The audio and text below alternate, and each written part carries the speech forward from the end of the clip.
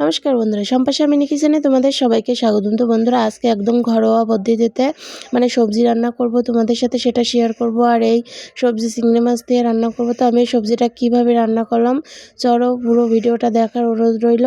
তো প্রথমে দেখো, কড়াই বসিয়ে নেবো। তো কড়াইতে পরিমাণ মতো তেল দিয়ে নিচ্ছি। তো তেলটা গরম হয়ে গেলে কিন্তু এখানে ফোড়ন দিয়ে দেবো গোটা শুকনো লঙ্কা দুটো। তো শুকনো লঙ্কাটা ফোড়নটা দেওয়ার পরে এখানে দুটো তেজপাতাও দিয়ে নিলাম, আর দিয়ে দেবো আস্ত জিরা কিছুটা। তো ভালো করে ফোড়নটা ভাজা হয়ে গেলে এখানে দেখো কিছুটা কুচনো পেঁয়াজ দিয়ে নিলাম। তো পেঁয়াজটা কিন্তু একটু হালকা করে ভেজে নেব। তো এবার পেঁয়াজটা ভেজে নেওয়ার পরে এখানে দেখো 4-5টা চিংড়ি মাছ আমি ছোট ছোট করে কেটে নিছি। এরকম ছোট ছোট করে চিংড়ি মাছ কেটে রান্না করলে খেতে কিন্তু আরও বেশি ভালো লাগে। তো এই পর্যায়ে দেখো চিংড়ি মাছটাও দিয়ে নিলাম। তো চিংড়ি মাছটা দেওয়ার পরে কিন্তু হালকা একটু আমি ভেজে নেব। তো হালকা ভেজে নেওয়ার পরে একে একে মশলা অ্যাড করে নেব এখন এখানে। তো প্রথমে দেখো হলুদ গুঁড়ো দিয়ে দিলাম, তো তারপরে দিয়ে দিলাম লঙ্কা গুঁড়ো 1 চামচ, তারপরে দিয়ে দিলাম লবণ। তো লবণটা দেওয়ার পরে এখানে এখন দিয়ে দেবো ধনিয়া গুঁড়ো। ধনিয়া গুঁড়ো কিছুটা দেওয়ার পরে এখানে দেখো জিরে গুঁড়োও কিন্তু দিয়ে নিলাম। তো সব মশলা কিন্তু এখানে আমার দেওয়া হয়ে গেছে। তোমরা চাইলে কিন্তু এখানে রসুন বাটা, আদা বাটা অ্যাড করতেই পারো, সমস্যা নাই। তো আজকে আমি আর দিলাম না, সিম্পলভাবে রান্না করলাম। আবার কিন্তু সবজিতে সর্ষে বাটা দিয়েও কিন্তু রান্না করতে পারো। তো আমি বলছি যেহেতু ঘরোয়াভাবে, তো আমি বেশি কিছু মশলা এখানে অ্যাড করব না। তো মশলা একটু জল দিয়ে মশলাটা কিন্তু সুন্দর করে এখন একটু কষিয়ে নেব। তো দেখো এই পর্যায়ে সুন্দর করে মশলাটা কষিয়ে নিতে হবে। আর এভাবে রান্না করলেও সবজি খেতে অসাধারণ লাগে।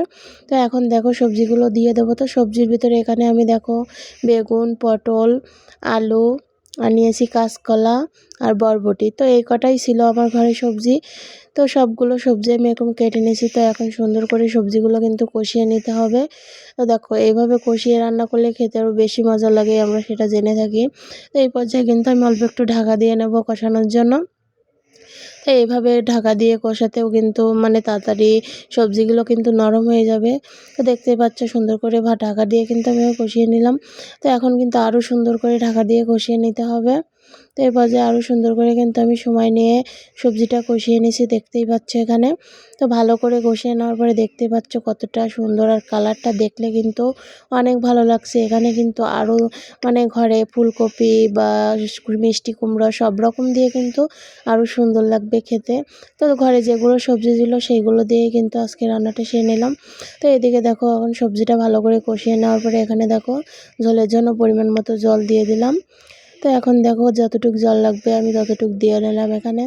তো এখানে দেখো আরও কিছুটা জল মনে হচ্ছে লাগবে, তাই আমি আরও কিছুটা দিয়ে নিলাম এখানে। তো এইভাবে কিন্তু এখন ঢাকা দিয়ে আমি রান্নাটা করে নেব। তো আমার এই ছোট্ট ভিডিওগুলো দেখে যদি তোমাদের ভালো লাগে অবশ্যই লাইক, কমেন্ট, শেয়ার করতে ভুলবে না। ফেসবুক থেকে দেখলে পেজটা ফলো করে দিও, ইউটিউবটা সাবস্ক্রাইব করে দিও। তো এই পর্যায়ে দেখো ঢাকা খুলে নিলাম। তো এখানে দেখতে পাচ্ছ ঝোলটা কিন্তু প্রায় কমে আসে। তো এইভাবে কিন্তু আমি রান্নাটা করে নিলাম। তো এখানে দেখো আমি কিন্তু উপর থেকে একটু চিনিও দিয়ে দেবো। সবজিতে সব রকম সব কিছু ব্যালেন্স ঠিক রাখতে কিন্তু অল্প একটু মিষ্টি দিলে খেতে আরও বেশি ভালো লাগবে। তো এখানে দেখো অল্প করে একটু চিনি দিয়ে নিলাম আমি উপর থেকে। তো দেখতেই পাচ্ছ চিনিটা দেওয়ার পরে এখানে কিন্তু আমি ভালো করে এখন লবণটাও দেখে নেব। তো লবণটা এখানে দেখে নিলে লবণটাও কিন্তু একটু কম ছিল, তো লবণটাও কিন্তু পরবর্তীতে আমি একটু দিয়ে নিছি। তো দেখো এখন লবণটাও দিয়ে নেবো দেখে। তো সবশেষে কিন্তু এখানে গরম মশলার পাউডারটা দিতে হবে। তো অবশ্যই গরম মশলার পাউডারটা দিয়ে নিতে হবে, খেতে কিন্তু আরও ভালো লাগবে। তো আমার এই একদম ছোট্ট রেসিপিগুলো দেখে যদি তোমাদের ভালো লাগে অবশ্যই লাইক, কমেন্ট, শেয়ার করতে ভুলো না। আর আজকে একদম ঘরোয়া পদ্ধতি সবজি রান্না করেছি, যেহেতু আমাদের হাতের কাছে এই মশলাগুলো কিন্তু থেকে থাকে, ঝটপট করে কিন্তু আমরা রান্না করে নিতে পারি। আর চিংড়ি মাছ দিয়ে যদি তোমরা না সবজি করতে চাও সেক্ষেত্রেও কিন্তু করা যাবে, চিংড়ি মাছ থাকলে আরও বেশি ভালো লাগে। তো যাই হোক এখন কিন্তু আমার সবজি এখানে রান্না হয়ে গেছে, তো এখন নামিয়ে নেব। তো দেখতে পাচ্ছ নামিয়ে নেওয়ার পরে কালারটা কতটা সুন্দর আসে, দুর্দান্ত। তো আজকের সবজি রান্নার রেসিপিটা কেমন লাগলো অবশ্যই জানাতে ভুলবে না। তো আজকের মতো ভিডিওটা এই পর্যন্ত। সবাই ভালো থেকো, সুস্থ থেকো। তো ভিডিওটা দেখার জন্য অসংখ্য ধন্যবাদ সবাইকে। সবাই ভালো থাকবে।